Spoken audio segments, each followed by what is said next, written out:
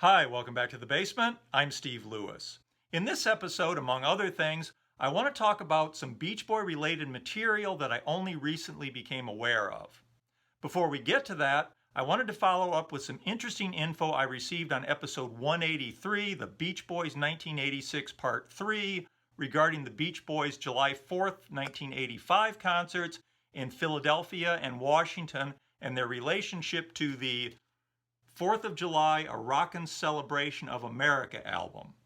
RJM brought up conflicts with the city in the aftermath of the Beach Boys' 4th of July concert in Philadelphia, and William LaRue sent me these fascinating news clippings from the Philadelphia Daily News dated October 20th, 1986. According to the articles, the Love Foundation, which issued the 4th of July album, was formed in early 1985 to feed the hungry and help restore the Statue of Liberty. The 1985 July 4th concerts in Philadelphia and in Washington were meant to be the big fundraisers. Corporate sponsorships would fund the concerts at a cost of roughly $540,000, and profits from food, drink, and merchandise vending at the shows would raise an estimated $4 million.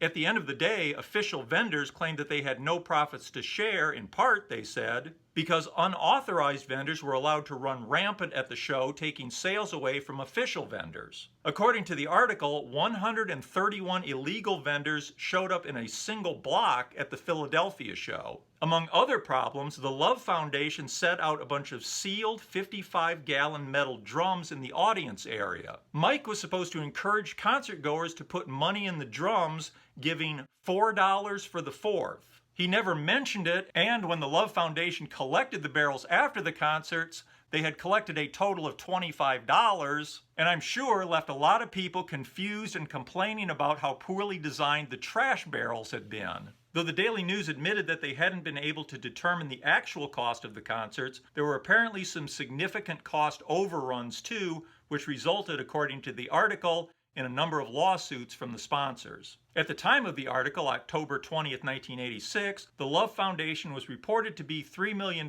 in debt, though the Love Foundation's attorney put that number closer to $1 million.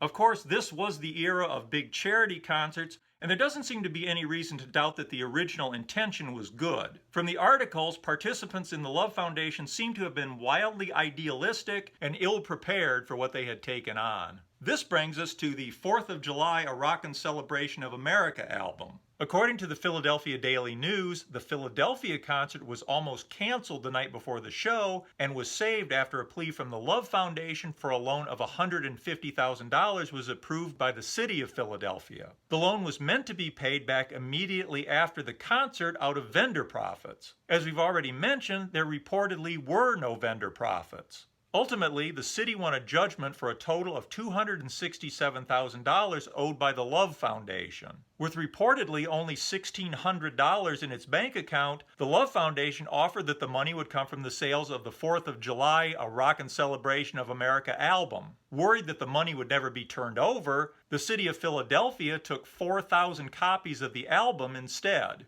At the time of this article, the city was prohibited from selling the albums because they would compete with the artists' regular record labels. Exactly where they went from there is unclear, though copies seem to have been in circulation by December. I got some great info from viewer P. Farelli, who bought the album back in the day. As he recalled it, he saw it advertised in the Beach Boys fan club newsletter. He ordered it by mail, and his copy came from the Love Foundation in Santa Barbara. In fact, in a move that I really admire, he even saved the return address label that came on the box. I don't know whether the Love Foundation had copies apart from the 4,000 that they sent to the city of Philadelphia, or whether the city and the Love Foundation eventually worked out a plan for the Love Foundation to sell those copies, or if something else happened.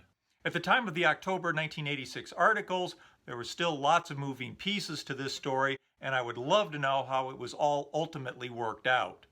The article also mentions a 2-hour television special documenting the shows with narration by Mike Love called Bring On the Summer, which was shown on KYW TV Channel 3 in Philadelphia and other television stations early in 1986. They mentioned that the Love Foundation at the time of the article was trying to interest more television stations in showing it in order to raise money to pay off their debts. Bring on the Summer was apparently broadcast only in some local markets, and the performances, of course, are from July 4th, 1985, but it is yet one more Beach Boy television appearance from 1986. Excerpts from the show can be found here on YouTube.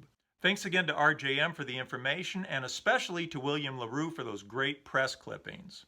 I also wanted to thank everybody for their thoughts and feedback on the Made in USA collection, particularly those for whom it was either their first Beach Boy record purchase or a significant factor in them becoming Beach Boy fans. That includes Battle of Trenton, Carrie Derry, Jay Feast, JDD, Willie Minix, Kendra Morgan, Joel Reiner, Scott Stevenson, and James Watson. Not only were your comments great at evoking those halcyon days of 1986, it gave me a new appreciation for just what a good compilation this was compared to earlier collections. I really hadn't considered that in addition to the expected early hits, it contained a smattering of slightly deeper cuts like Heroes and Villains, giving new listeners an idea that there was more to the group than just the hits they'd heard on the radio. Some viewers, like Michael Tucker and Joel Reiner, also mentioned David Leaf's liner notes being an excellent introduction to the band and an inducement to learn more about their history. The comments and feedback really made me appreciate what a good entry point to Beach Boys music Made in USA was in 1986. Thanks one and all for the feedback. I also wanted to thank George Heehan for pointing out something that I had never realized. Wouldn't It Be Nice on Made in USA is an alternate version, with Brian singing the middle eight, the Maybe If We Think and Wish and Hope and Pray part, instead of Mike. It's not mentioned on the album, and not knowing that it was anything different, I'm not even sure I ever played it before. It's clearly a different mix. According to the scant information I've been able to find online, it seems the original mix had temporarily gone missing at the time Made in USA was being put together. Thanks for letting me know about that, George. Go With the Flow added that a lot of oldie stations played the alternate Wouldn't It Be Nice for quite a few years after Made in USA was released. Go observed that it might be because Made in USA was one of the first times the song appeared on CD. Good point, and I think you're right about that. Joel Reiner offered what I thought was a pretty funny what if about rock and roll to the rescue. As we discussed in the lyrics, the singer finds some rock and roll records while he's looking through his mama's things. As Joel points out, presumably Mike Love wrote the lyrics, but could it be that they were written by Terry Melcher? Could Terry's mom, pop singing icon Doris Day, have had a secret stash of Chuck Berry, Little Richard, and Jerry Lee Lewis? Mysterious. Thanks for that, Joel. I really enjoyed it. From Australia, Usual Mike Television let us know that a double cassette collection titled Rock and Roll to the Rescue was released there, and also, from what I've read, in New Zealand and parts of East Asia in 1987. The collection is pretty eclectic and quite a bit different from the song selection on Made in USA. Thanks for that, Usual Mike. And speaking of Australia, I recently learned about this 1992 soundtrack for the film Spotswood, which was apparently only released in Australia. It contains 17 tracks, the first 4 of which are pop songs apparently used in the film, including Donovan's Catch the Wind. The remaining tracks are music from the soundtrack, all composed by former Beach Boy Ricky Fattar. According to IMDb, Spotswood, which stars Anthony Hopkins and Ben Mendelsohn, is a dramatic comedy about an expert on productivity who shows wacky workers in 1966 Australia how to run their moccasin factory like clockwork despite laying off more than half the workforce. So this is just another one of those Australian moccasin factory productivity expert movies. Actually, the movie seems to be most notable nowadays for having featured an early appearance by Russell Crowe. I haven't seen it, but from the preview I watched, it looked like a pretty good low-key, quirky comedy. I'm going to have to try to track it down sometime. The film was also released under the title The Efficiency Expert, which I think makes it sound like a Harold Lloyd two-reeler. The music is widely varied for a soundtrack album. There are several Link Ray meets surf guitar type tracks, some effective suspense music, pensive twee Victorian era inspired tracks, a rumba number, a short comedy hoedown, and the very beautiful and haunting Spotswood theme. As you'd expect, the instrumentation is also pretty varied. There's some excellent violin and electric guitar. Unfortunately, none of the players are credited on the CD. All of Ricky's tracks are instrumentals, and without player credits, I don't have any indication whether he actually played on any of it. By the nature of it being a soundtrack album, the material is pretty much determined by the needs of the film and made to order. Of course, Ricky has collaborated with a lot of other artists over the years, notably through his long association with Bonnie Raitt, but I believe this is the closest we've ever come to a Ricky Fataar solo album. I also recently became aware of the key roles that Blondie Chaplin played in David Johansen's 1981 album Here Comes the Night, no relation to the Beach Boys track.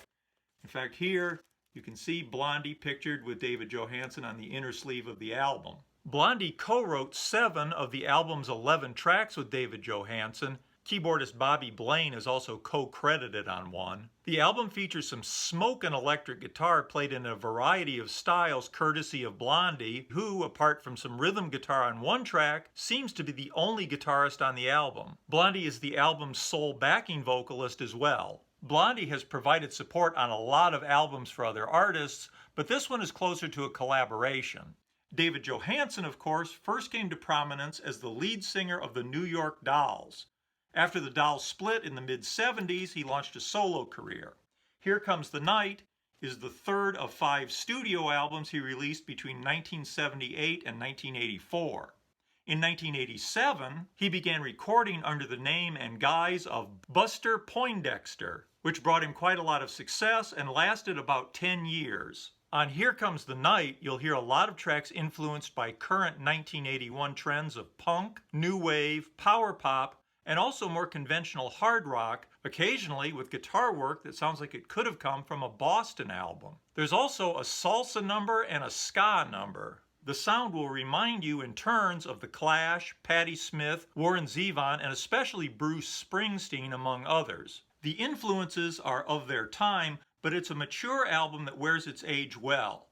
The arrangements are simple but powerful, and even with such a small group of players, it's varied enough to keep it interesting. It's a pretty solid album. Daisy let me know that Brian Wilson appeared on a couple of tracks on Ryuichi Sakamoto's album Beauty. The album was released in 1989 in Japan and 1990 in the US. It's an electric and eclectic album featuring artists from all over the world, bringing a blend of styles from all over the globe. It's an early example, or maybe a precursor, of what will come to be called world trance or world fusion later in the 90s. In addition to Brian, notable guests include Sly Dunbar, Youssou N'Dour, Robbie Robertson, and Robert Wyatt. Calling from Tokyo has music by Sakamoto and lyrics by Sakamoto, Arto Lindsay, and Roger Trilling. Brian appears among the vocalists. In addition to Brian, the track features vocals from Sakamoto, Kazumi Tamaki, Misako Koja, Yoriko Ganeko, Nikki Holland, and Youssou N'Dour. The singers appear in different sections on the track. Brian can be heard clearly in certain sections. Brian is less prominent on We Love You Remix, which is a cover of the 1967 Rolling Stones single. Robert Wyatt handles the lead vocal. Brian is in the background chorus along with Sakamoto, Tamaki, Koja, Ganeko, and members of the Neo Geo Orchestra. As you might guess from the fact that this is called a remix, there is also a single version. The two versions aren't radically different, though there is a noticeable difference in the levels on some of the vocals, and the single mix runs slightly longer. Brian can be heard in some of the We Love Yous, especially toward the end. I wouldn't say that Brian is prominent on either of these tracks, though they are kind of interesting in that they were recorded in or around 1989, after Brian's first solo album, and at a time when he wasn't doing a lot of guest appearances on other people's albums. As you might expect from that period, in the special Thanks To section on Sakamoto's album, Dr. Eugene Landy's name appears right after Brian and before Andy Paley. I found a quote from Sakamoto about working with Brian. He says, I asked Brian Wilson to sing on the album, so I went to Los Angeles and we recorded it with him. I had been informed that he had had a difficult time, some kind of mental illness, and I could sense that even though he wasn't surprising in the studio. But then, the following day, I flew from LA back to New York to continue recording, and he showed up without telling me with his whole family in tow. The schedule was already tightly planned, but I was so grateful that he'd come, so we made time for him. It was a beautiful moment, one that I won't forget for the rest of my life. Ryuichi Sakamoto continued making innovative and groundbreaking music until shortly before he passed away in March of 2023. I want to thank you, Daisy, for hipping me to this album.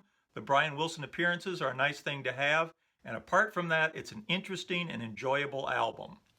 We'll leave it there for now. Thanks, everybody, for the great comments and info. Over the next few weeks, I'm going to do a little variety packet of episodes. Then I'd like to start a deep dive into 1973, picking up where we left off last fall with 1972. Of course, we'll talk about the Holland album in detail, which came out in the early days of 1973. I'd also like to get back to 1964 and talk about the All Summer Long album. That should take us up to, or maybe a little bit into, December. And at year end, I'm planning a very off-topic two-parter that I hope you'll enjoy. More about that to come. Meanwhile, I hope you enjoyed this. I look forward to your comments.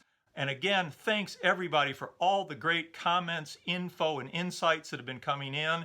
If you're not reading that comment section on the episodes, you really need to check it out because there is a lot of great stuff there, and I'm very appreciative of it. Have a great week. Thanks again for watching. We will see you next time. Bye.